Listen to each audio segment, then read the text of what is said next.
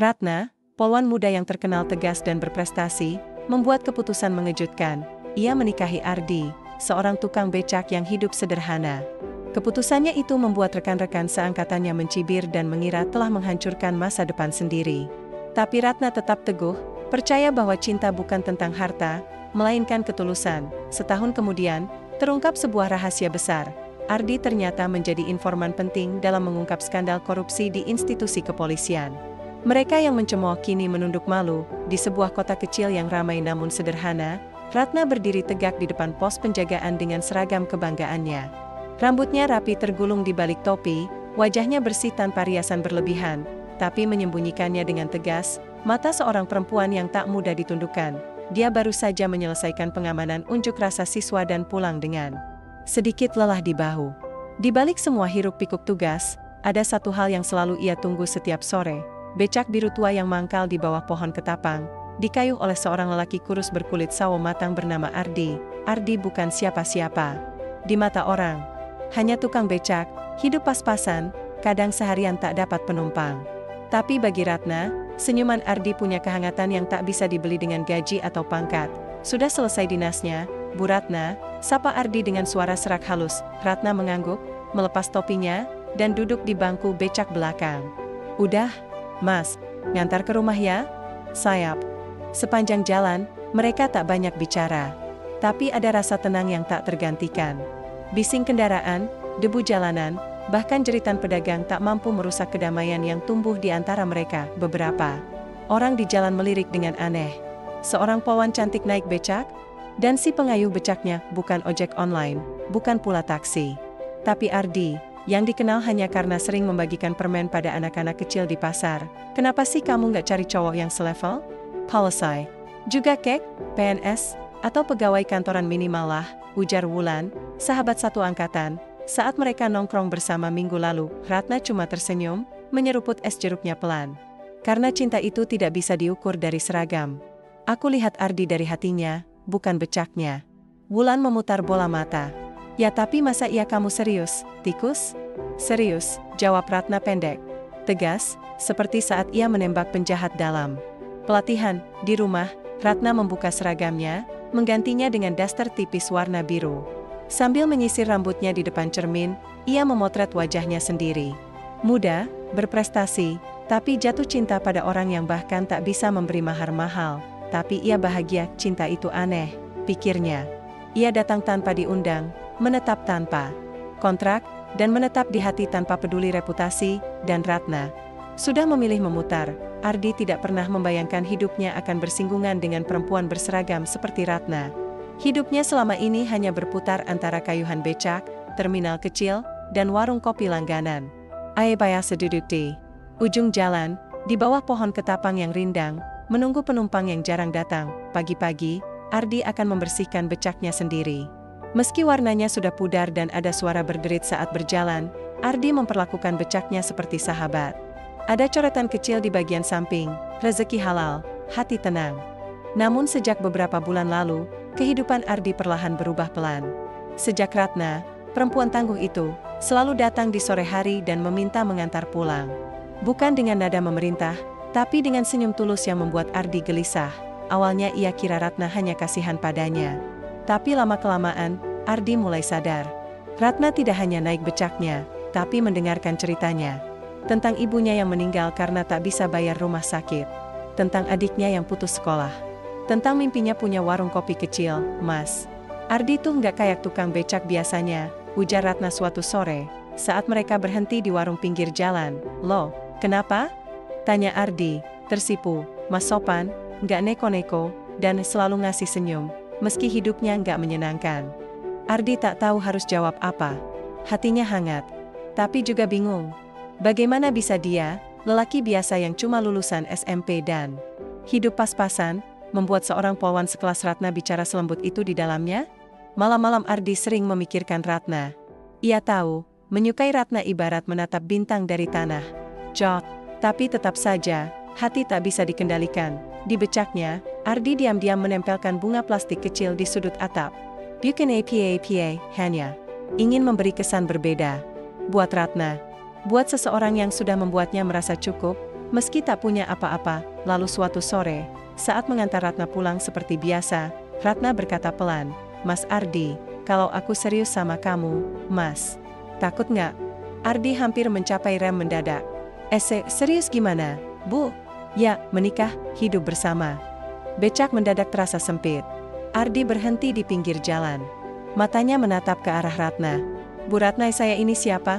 Saya cuma tukang becak. Nggak punya rumah, tabungan aja tipis." Ratna merawatnya dengan lambat. "Tapi Mas punya hati yang bersih. Dan itu aku butuhin." Malam itu, Ardi duduk lama di bawah langit yang tak berbintang. Dia masih tak percaya.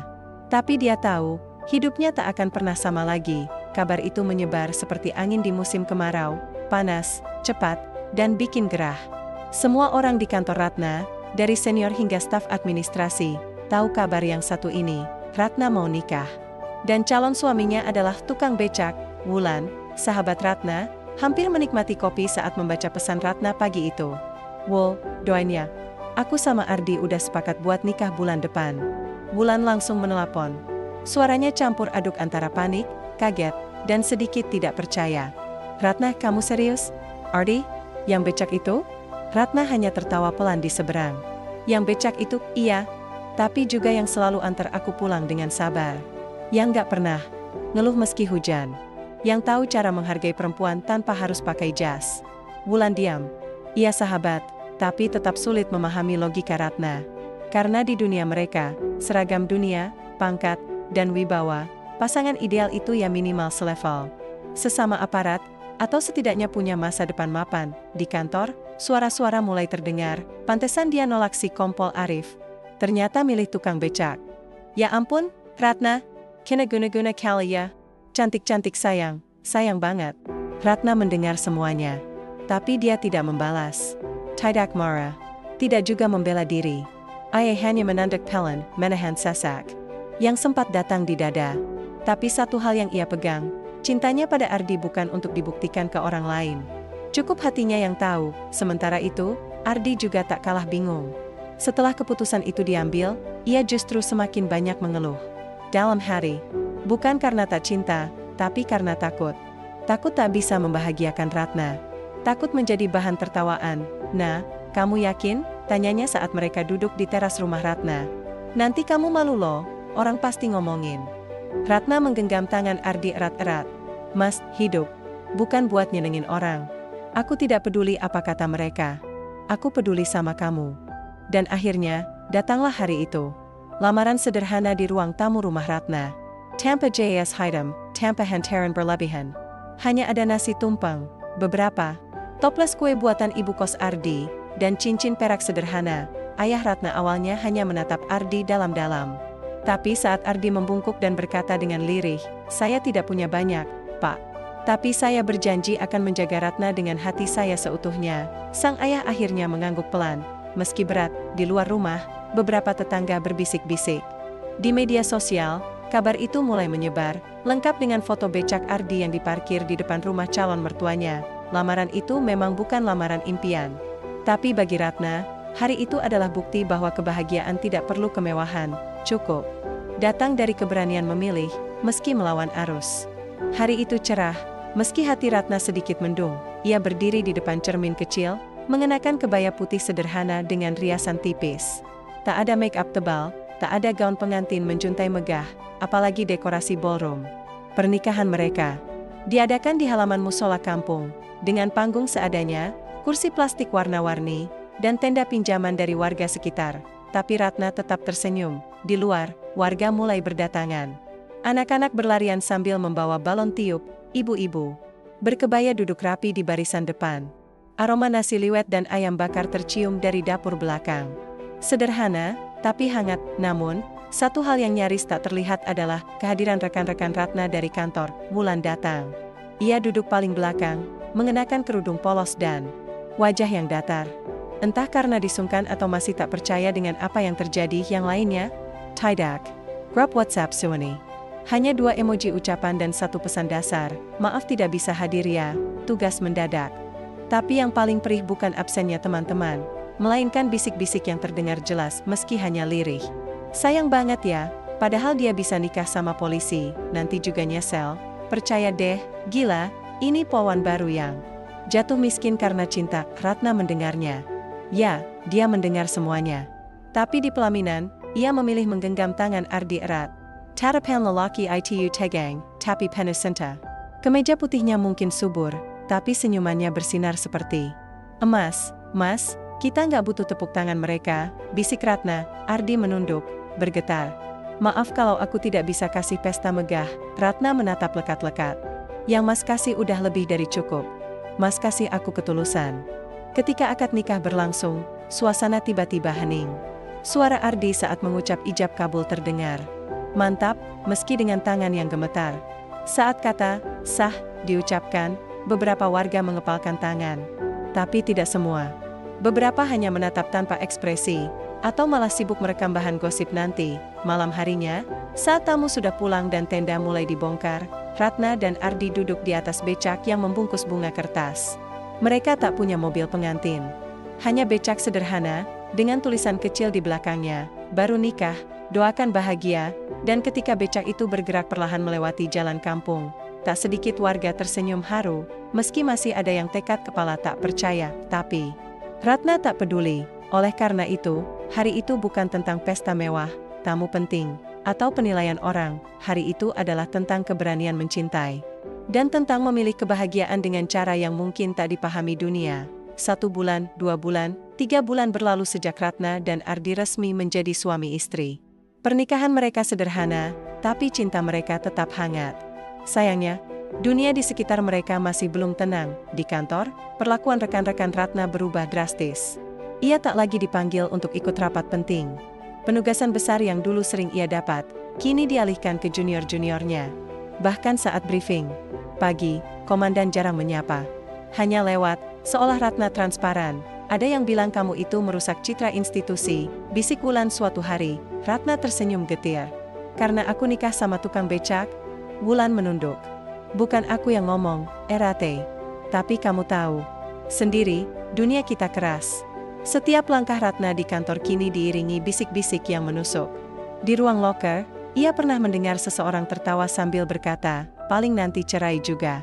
Dia cuma lagi main drama kemiskinan. Pulang ke rumah, Ratna masih tetap tersenyum. Ia menyiapkan makan malam, menyambut Ardi yang pulang dari narik becak, dan berpura-pura semuanya baik-baik saja. Tapi tiap malam, setelah Ardi tertidur, Ratna menangis dalam sunyi. Ia duduk di kamar mandi, menatap lantai yang dingin, memegang handuk erat-erat.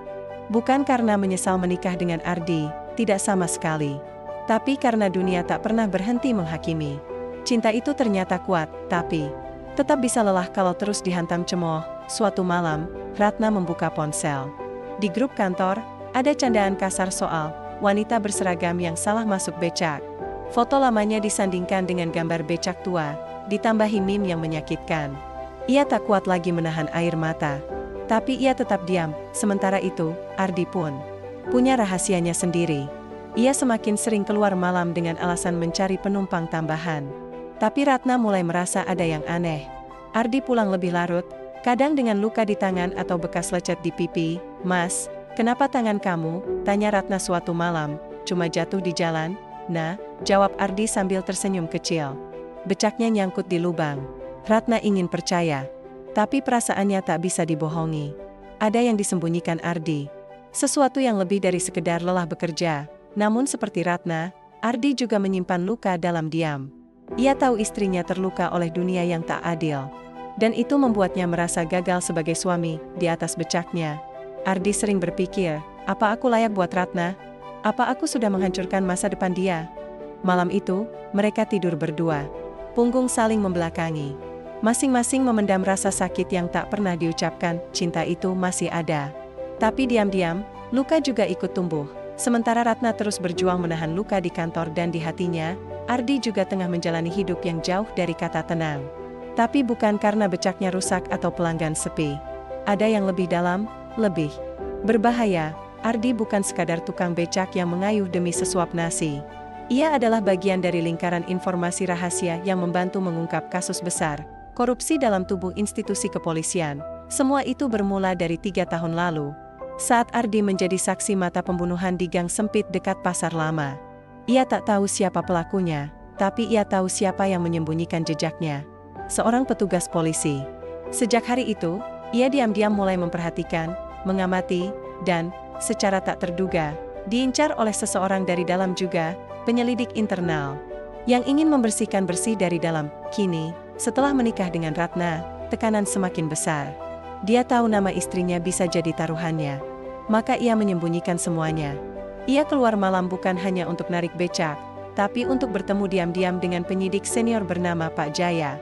Di warung kopi tua dekat rel kereta, mereka saling bertukar informasi, dokumen, dan rekaman suara yang diambil Ardi dari para pejabat kotor yang tak curiga dengan seorang tukang becak.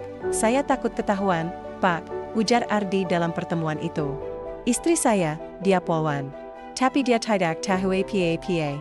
Pak Jaya menatap Ardi dalam-dalam. Justru karena itu kami percaya sama kamu, Di. Kamu netral. Dan Ratna dia terlalu bersih untuk masuk ke dalam permainan ini. Malam-malam Ardi pulang. Dengan luka bukan karena jatuh, tapi karena dikeroyok orang tak dikenal saat memotret dokumen yang disimpan di bagasi mobil salah satu petugas. Ratna mulai gelisah. Mas, kamu sembunyiin apa dariku? Ardi tak langsung menjawab. Ia hanya memandang Ratna dengan mata merah dan wajah lelah. Aku cuman pengen kamu tenang, nah, biar aku aja yang kotor. Ratna bingung. Tapi diam-diam. Hatinya mulai bergetar. Ia tahu Ardi sedang membawa sesuatu yang lebih berat dari becak tua mereka. Di sisi lain, kantor tempat Ratna bekerja mulai gaduh. Ada isu penyelidikan internal. Beberapa atasan tiba-tiba dimutasi. Surat-surat rahasia mulai berseliweran di ruang arsip. Dan nama seseorang disebut sebagai pemberi informasi yang membahayakan stabilitas. Ratna tak tahu bahwa nama itu adalah milik lelaki yang tiap malam ia memasak nasi hangat dan ia peluk dalam diam. Sementara itu, tekanan terhadap Ardi semakin besar. Dia tahu waktunya hampir habis. Tapi dia juga tahu, jika semua data sudah lengkap, maka kebenaran akan segera terbuka. Dan pada malam itu, di bawah lampu jalan yang temaram, Ardi berbisik pada dirinya sendiri. Kalau aku harus hancur, biarlah. Asal kebenaran sampai ke tangan yang benar. Dan Ratna tetap bisa menegakkan seragamnya dengan kepala tegak. Pagi itu, suasana kantor kepolisian tiba-tiba mencekam. Semua orang berkumpul di depan layar televisi yang tergantung di ruang tunggu utama. Breaking news memenuhi siaran nasional. Wartawan berdiri di depan gedung KPK, suara mereka bergetar penuh. Karagangan. Telah terjadi penangkapan terhadap 5 pejabat tinggi yang terlibat dalam skandal korupsi dana operasional kepolisian. KPK mengkonfirmasi bahwa kasus ini terungkap berkat seorang informan anonim, yang selama ini bergerak secara diam-diam mengumpulkan bukti selama lebih dari 1 tahun. Seketika, ruangan itu senyap. Tak ada lagi tawa. Tak ada lagi candaan. Ratna berdiri di pojok ruangan, jantungnya berdegup keras. Ia tak tahu kenapa, tapi tempatnya berada. Matanya terus menatap layar. Dan kemudian, muncul potongan video. Wajah itu tak asing. Wajah yang biasa ia lihat setiap pagi di meja makan. Wajah yang pulang dengan peluh dan luka. Wajah lelaki yang sering disebut, nggak pantas, untuknya, Ardi. Informan utama dalam merangkum ini adalah seorang warga biasa, yang selama ini bekerja sebagai tukang becak. Tapi dia juga pengkitat yang cermat, dan berani mengambil risiko besar demi kebenaran. Nama dan identitasnya kini telah dibuka atas persetujuannya sendiri, Ardi Nugroho. Ratna terdiam. Dunia seolah berhenti bergerak, semua mata kini dialihkan padanya. Yang dulu mensabar, kini membesu. Yang pernah misal becak Ardi, kini tertunduk malu. Wulan mendekatinya perlahan, wajahnya pucat. Tikus, suamimu, dia penyelamat. Kita, bisiknya lirih, di luar kantor, media sosial meledak. Foto Ardi, dengan becak dan senyumnya yang polos, viral di mana-mana. Judul-judul berita mulai bermunculan. Di balik becak tua, tersimpan nyali seorang pahlawan, suami polwan. Ini jadi kunci bongkar skandal besar, dulu dicemooh, kini dihormati. Kisah Ardi sang informan. Sementara itu di rumah, Ardi hanya duduk di teras. Ia menatap langit pagi yang cerah, seolah segala beban di pundaknya sudah lega. Ketika Ratna pulang dan menatapnya tanpa kata, Ardi berdiri pelan. Aku tidak mau kamu tahu sebelumnya, katanya pelan. Bukan karena nggak percaya, tapi karena aku nggak mau kamu ikut terseret bahaya. Ratna melangkah pelan sambil memeluk Ardi dengan tubuh gemetar. Air matanya jatuh di bahu suaminya. Mas, mereka semua tahu sekarang. Dan mereka semua malu. Ardi tertawa kecil, suara lirihnya menggetarkan hati Ratna. Biar aja. Aku bukan mau terkenal, nah. Aku cuma pengen kamu bisa jalan di kantor tanpa ditatap sinis lagi. Aku cuma pengen. Nama kamu gak dihina lagi karena milih aku. Di kejauhan, sirine polisi terdengar. Tapi kali ini, bukan untuk mengejar penjahat. Kali ini, suara itu adalah tanda bahwa kebenaran telah menang, dan Ardi, tukang becak sederhana itu, telah menjanjikan dunia dengan dua hal yang tak bisa dibeli, keberanian dan cinta. 3 hari setelah berita besar itu meledak, suasana di kantor polisi berubah drastis. Ratna yang dulu berjalan dengan kepala tertunduk kini disambut dengan hormat. Rekan-rekan yang dulu mencibirnya kini melontarkan senyum canggung dan anggukan kecil saat berpapasan. Beberapa orang mencoba mendekat, mengucap selamat, bahkan ada yang menyelipkan permintaan maaf. Tapi Ratna tahu, tak semua luka bisa disembuhkan. Dengan satu kata, maaf, Wulan akhirnya datang ke rumah. Ia membawa bingkisan kecil, entah berisi apa. Tapi lebih dari itu, ia membawa wajah yang penuh penyesalan. Rate, aku nggak tahu harus ngomong apa. Dulu aku ngetawain kamu. Bahkan ikut-ikutan. Nainder. Tapi ternyata, kamu yang paling berani dari kami semua, ucapnya sambil menatap lantai. Ratna tak menjawab langsung. Ia hanya menuang teh ke gelas Wulan, dan tersenyum kecil. Aku nggak pernah butuh pembelaan, Wul. Aku cuma pengen kalian lihat. Aku bukan dari siapa suamiku, tapi bagaimana aku memperjuangkannya. Wulan mengangguk, matanya berkaca-kaca. Sementara itu, nama Ardi semakin dikenal. Tapi itu tidak berubah. Ia tetap narik becak, tetap menyapa ibu-ibu pasar, tetap membagi permen ke anak-anak kecil. Bedanya, kini tak ada lagi yang suramnya. Bahkan ada warga yang mengajak selfie, dan becaknya kini mendekorasi tulisan, "Becak Kebenaran, Ardi Nugroho." Suatu hari, institusi kepolisian secara resmi memberikan penghargaan kepada Ardi. Dalam upacara sederhana, komandan memberikan piagam dan medali jasa sipil. Kami minta maaf telah menilaimu hanya dari kayuhan dan baju lusuhmu, Mas Ardi. Padahal di balik itu, tersimpan nyali dan ketulusan yang bahkan tak semua dari kami punya. Ardi hanya menunduk. Tak terbiasa menjadi pusat perhatian. Usai acara, saat mereka hanya tinggal berdua di halaman kantor, komandan mendekati Ratna. Saya juga minta maaf, Ratna. Saya salah menilai kamu. Saya kira kamu berlapis institusi, padahal kamu justru mengangkat wajah kami. Ratna mengangguk, tak ada balas dendam. Hanya sedikit sesak yang pelan-pelan mulai reda. Malam itu, Ratna dan Ardi duduk di depan rumah mereka. Langit cerah, bintang bersinar malu-malu. Mas, ujar Ratna pelan, kalau waktu bisa diulang, aku akan tetap nikah sama Mas.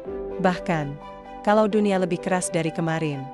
Ardi menoleh, menggenggam tangan Ratna, aku juga, nah, walau harus dihina 1000 kali, asal kamu tetap ada di sampingku. Semua layak dijalani. Dan malam itu, mereka tertawa, tawa yang tak butuh pangkat, tak butuh harta. Hanya butuh hati yang saling menjaga, karena pada akhirnya, yang membuat rumah menjadi rumah, bukan dinding megah atau karpet mewah, tapi dua jiwa yang saling percaya, meski dunia tak berpihak.